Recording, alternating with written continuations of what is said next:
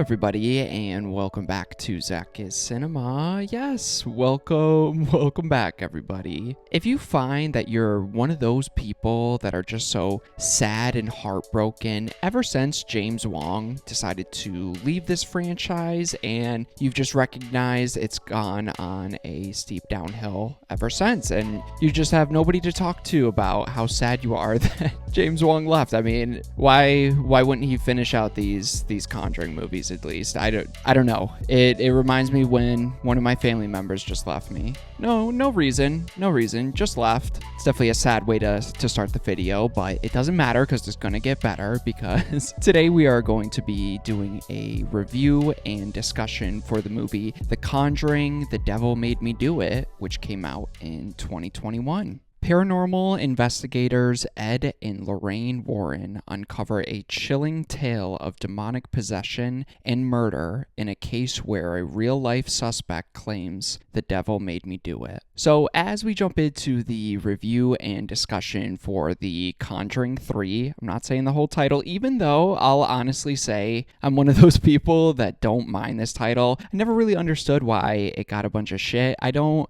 think it's a bad title. It definitely should have just been called The Conjuring 3 or Conjuring Part 3, but it's not a bad title for what it's going for. I really don't think it's that bad. But yes, we're talking about The Conjuring 3 today. Obviously, we're leading up to our final mainline Conjuring universe movie with the Ed and Lorraine storyline, closing that out with The Conjuring Last Rites coming out in just a couple days. So I've been covering the mainline Conjuring movies with 1, 2, and now 3. So if you're interested, I should have the videos up for 1 and 2 already. But like I kind of mentioned in those previous 2 reviews, the Conjuring movies hold such a special place in ZakIsCinema's heart here. It was the movies that really pushed me out of my comfort zone and made me learn how to enjoy and really appreciate horror movies and recognize that you can be scared but also have fun with a movie. Like, that's kind of the whole point of some of these Conjuring movies. So it really made me discover a genre that I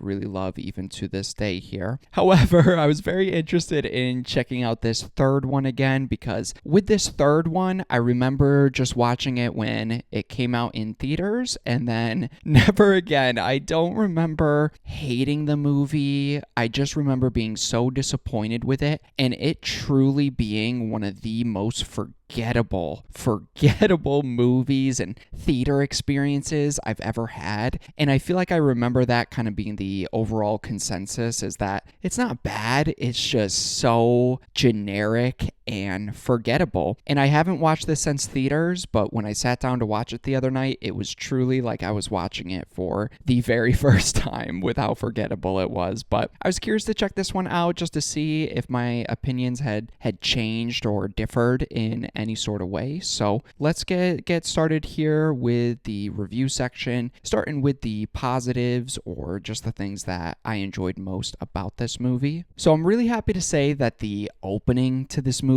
is significantly better than I remember. I feel like the first 2 Conjuring movies have really standout openings. I'm not the biggest fan of the Annabelle one from the first one, but I absolutely love the second's opening. And a lot of people like the first opening too, which is good for you, but this opening to the movie was significantly more impactful and way better than I had remembered, and really intense, and just a great way to start off the story that they're telling. I love that we kind of jump right into the action and get a possession story with a young kid named David. We're kind of thrown right into it when we get David. He's kind of waking up in the middle of the night. I believe he hears a sound, goes to the bathroom, hides in the shower, and then Olsen sees these creepy witch-like demon hands over the shower bar above him. He starts freaking out, and then all of a sudden a bunch of blood is coming through the shower head there, just coating him in blood.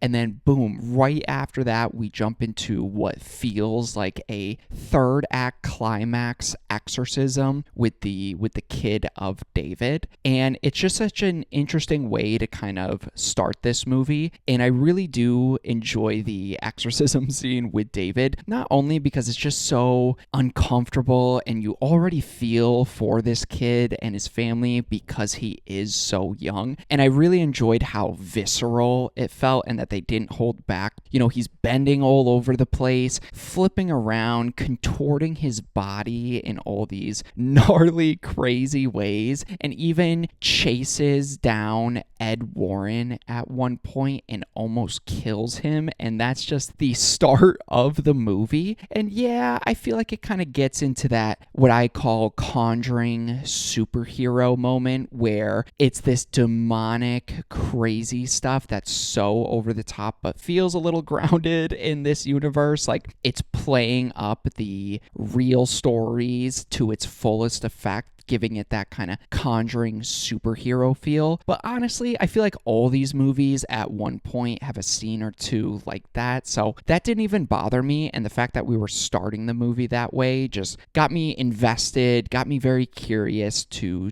continue my rewatch here. And I think it sets up the story pretty well. We got David, he's full on possessed mode trying to get his exorcism completed, and then our character of Arnie kind of steps in to save David here and wishes upon this demon or this curse that we later find out, inviting this curse and demon into himself to kind of save David from what he was just experiencing. So it kind of gives the story at least a start to a strong emotional hook there. It does what all these Conjuring movies do pretty well, which is make you feel for the family that is actually being impacted by all of this. So I like how this movie starts off basically with a third act, like with our first two. It takes the third act from those, throws it right in the beginning, and then we already get a pretty interesting sacrifice by one of his family members here. So I really enjoy that aspect to the movie for the reasons that I just gave, and I like how it kind of switches up the Conjuring story template pretty much, where it changes the typical Conjuring structure. So with this movie, we kind of get that big third act exorcism right up front, and then the rest of the movie is kind of unraveling the mystery,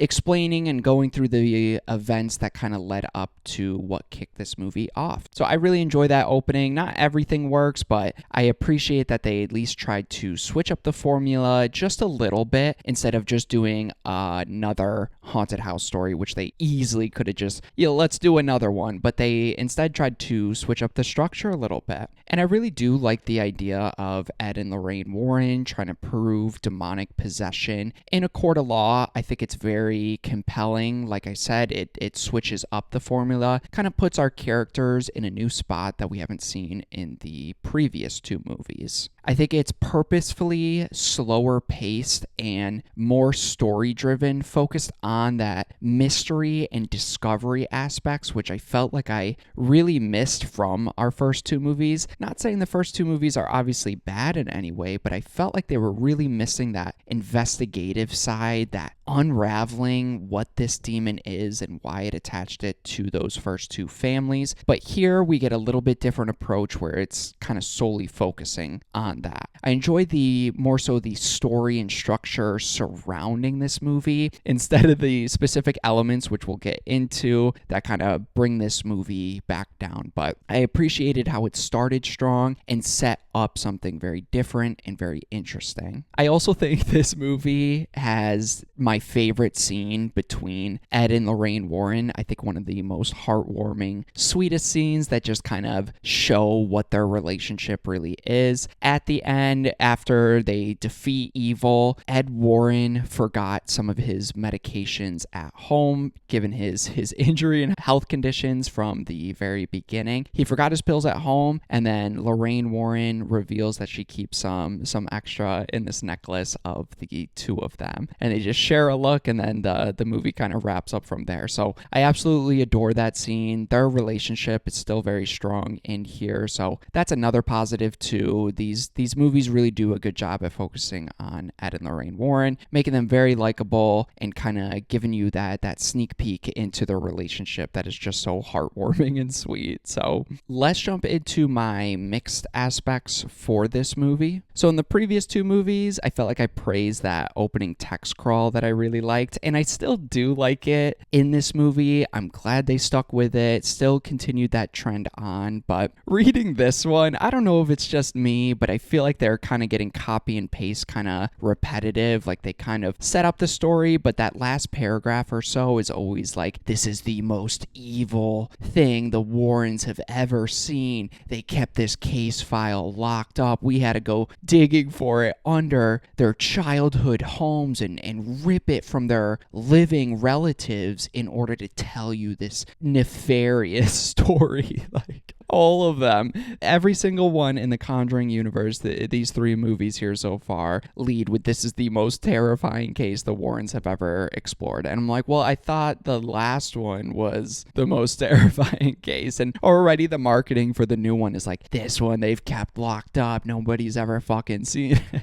I just kind of wish they would switch it up. It's kind of leading into its almost its own trope at this point here. And unfortunately, where I don't think the directing is bad or anything, it's definitely in my mix, because you can instantly tell that James Wong didn't come back to direct this one, and I felt that early on because I had honestly kind of forgot that he didn't direct this until I, got about 10 or 15 minutes into the movie. There's this one take scene going through the home, very reminiscent to what James Wong did in the first two movies. And not saying James Wong established one take shots, but I think he has a signature style where you could tell that's him doing his one take shot, especially in those first two movies where they're really focusing on establishing the family and their dynamics just in that one take and giving you the setting. This one just feels like almost someone like copying and pasting that idea, or saying that, all right, we got to copy this, so I guess I have to do this. Like, it felt more of a mandate than a creative decision, if that makes sense, because it's just not as well done, it's just not as interesting, and you could tell someone's doing it because they felt like they had to. And I feel like you could see that with its scare scenes and its setups and its overutilization of jump scares. Fortunately, the first scare that we really get after the opening possession scene is Arnie looking through this hole in the wall, and then he kind of backs up for a second. Then there's this old witch lady right behind him, and bam, jump scare, and he kind of falls and shakes in this really funny way. And it just, as soon as that happened, I'm like, oh god, yeah, I forgot this wasn't directed by James Wong. Like, we're already starting with the every scare scene leading to a jump scare. Like, there's no real tension build up, and I felt that missing as soon as I started this movie. Again, this is in my mix because I do like the story and the overall structure. However, once you kind of get into what the story actually is for this movie, I feel like it kind of falls into that slightly repetitive cycle where Ed and Lorraine Warren learn something more about the witch, then boom, we end it with a jump scare. Then Arnie's doing some shit in jail, boom, jump scare. Arnie and David and his sister are kind of getting together, talking about all the crazy shit that's been going on that he's been experiencing, and then boom, jump scare. Like, it's very, very repetitive, almost to the point where you can kind of see it coming, and that's just very frustrating, even though I kind of like the surrounding story around it, if that kind of makes sense. But yeah, let's jump into my negatives, or the things that I just didn't like about this movie. And right off the bat, unfortunately, I feel like Lorraine's powers and her vision powers in this movie is significantly overdone. I think the only movie so far that has gotten it right is the Conjuring 2, where they're on the brink of kind of overdoing it, but it makes sense with the story. They kind of have to set up a ritual kind of thing going on before Lorraine jumps into her visions. The first one was kind of cheesy when she just grabs a picture and can see this family's happy memory together. But still, this third one takes it to a whole new level. For example, at one point she's in the car with Ed and this other detective, and they're investigating this different crime scene that they're not a part of but might connect to the case that they're kind of working on. As they're driving, she just kind of senses where they found the body and is like, oh wait, I want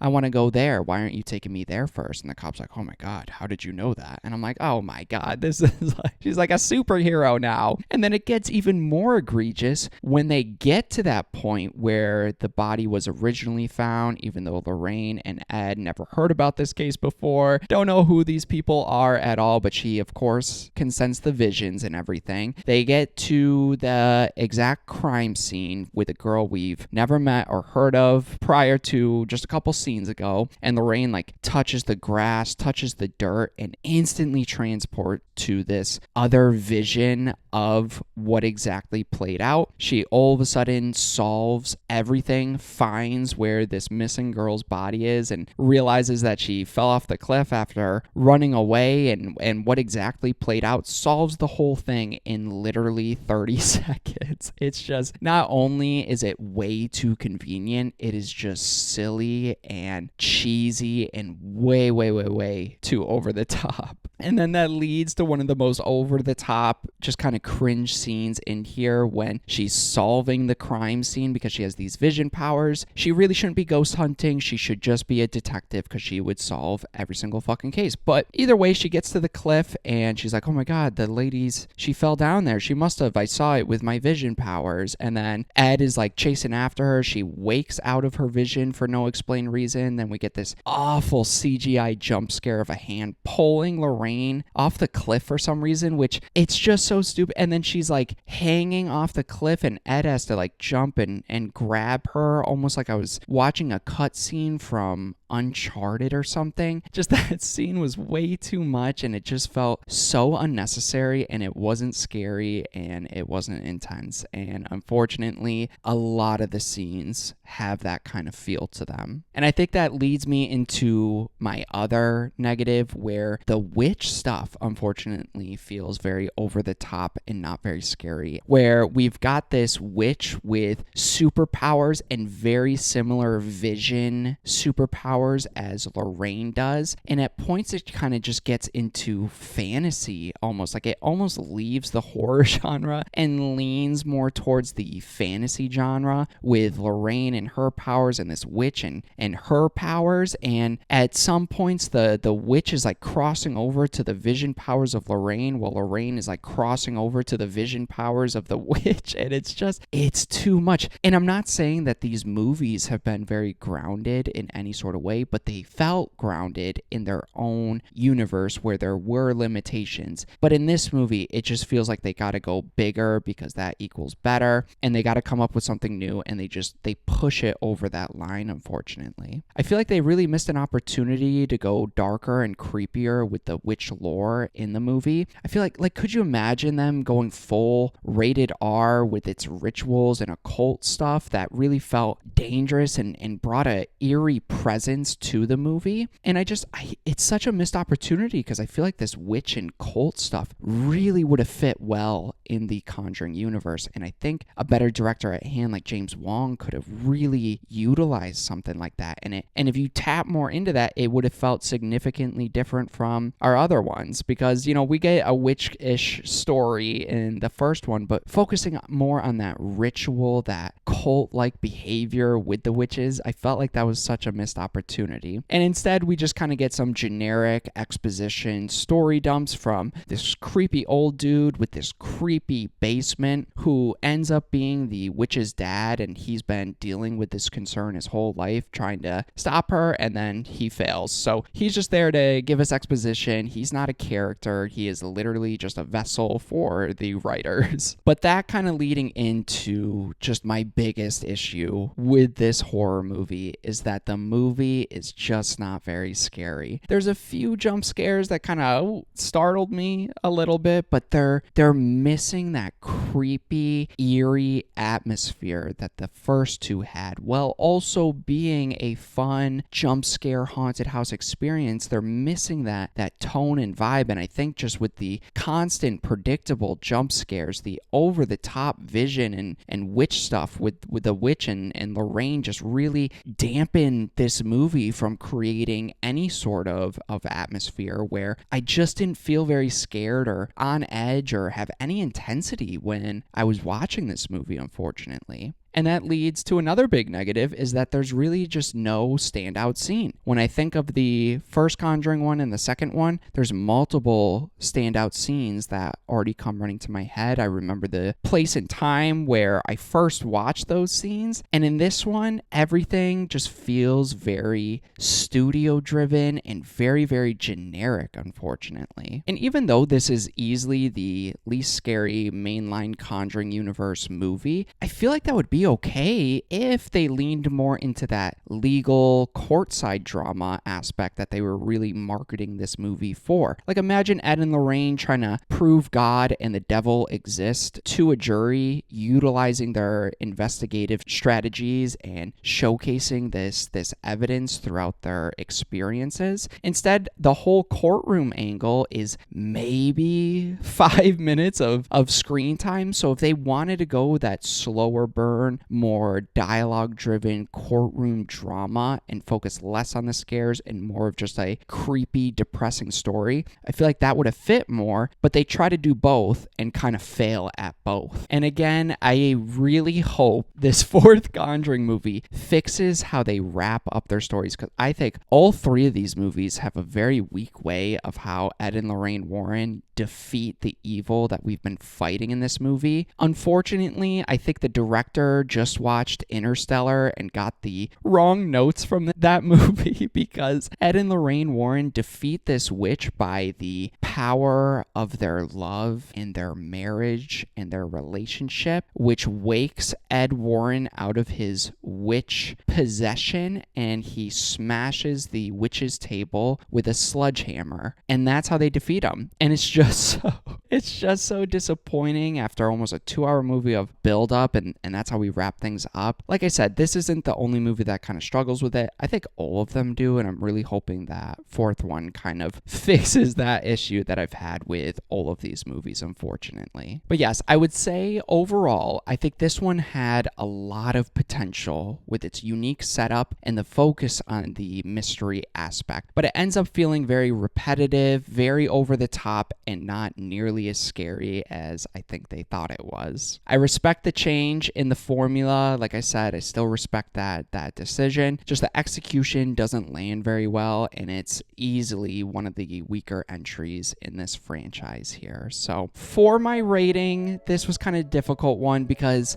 at the end of the day, I didn't hate myself watching it. Just it's a very big step down from our first two and just very generic. So I feel like I'm kind of going to put it in this in-between category where I'd be fine streaming it, but if I did stream it, like I was going through the franchise, this is one I'd kind of have on in the background and just pay attention to certain scenes that stood out to me or that I need to catch it back up on. So it's one of those background movies that I wouldn't mind kind of paying a little bit more attention to, if that makes sense for my rating for this movie. But you guys have my thoughts here on The Conjuring 3. Please let me know down below what you think of The Conjuring 3. Did it live up to your expectations? Were you disappointed with it? Did you watch it in theaters? Has your opinion changed over the past couple years? Have you watched it recently and maybe have a different opinion? I'd love to hear all your thoughts and feelings down below here. But yeah, like I said, look forward to the review for the new Conjuring movie coming out, and then we'll probably do a ranking of just the mainline Conjuring movies. So look forward to those videos coming very soon here. But that's about it. I appreciate anybody watching my videos. It does mean a lot, so thank you so much. And yeah, look forward to more ZakIsCinema coming very soon.